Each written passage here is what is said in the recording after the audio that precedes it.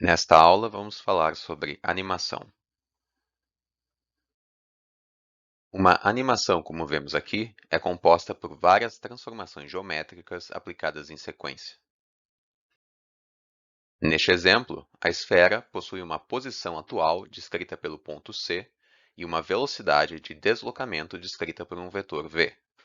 A orientação do vetor v representa a direção de deslocamento, enquanto que sua magnitude representa quão rápido o objeto se desloca.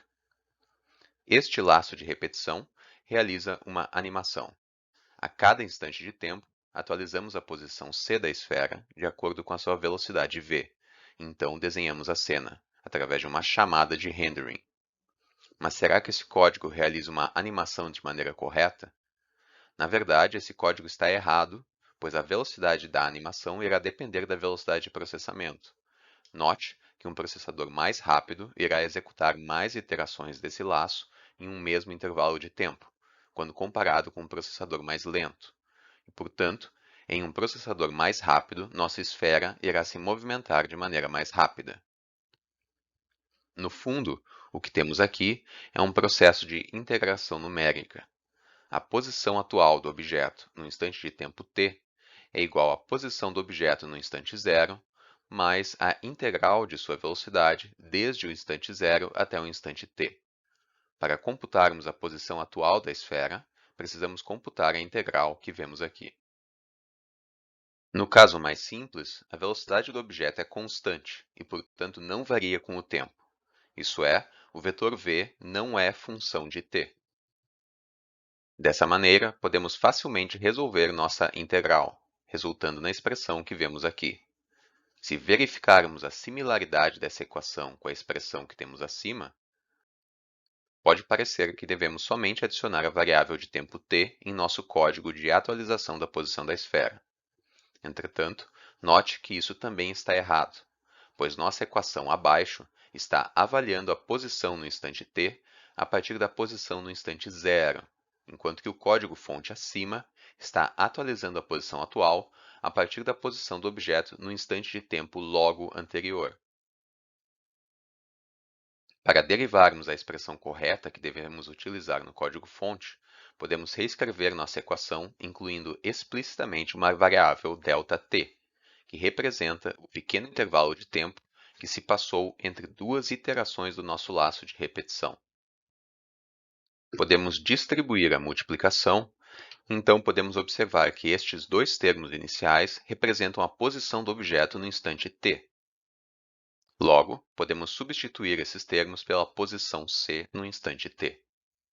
Essa nova equação representa exatamente o que deve ser computado por nosso código-fonte.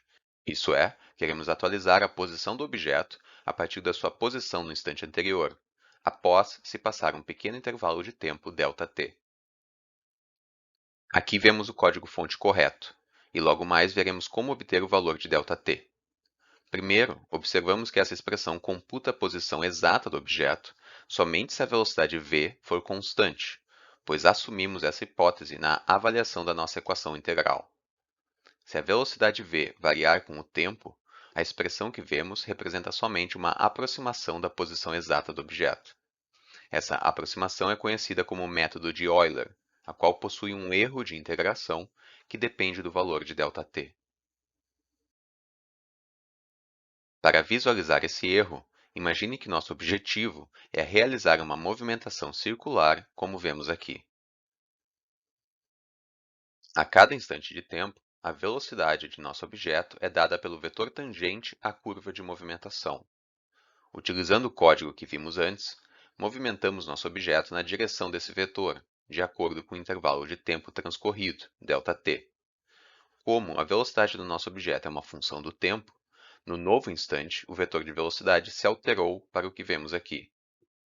Repetimos novas iterações do código que vimos antes, atualizando novamente a posição do objeto. Após várias iterações, vemos que o caminho percorrido pelo objeto não é exatamente a movimentação circular que gostaríamos. Essa é uma manifestação geométrica do erro de integração do método de Euler.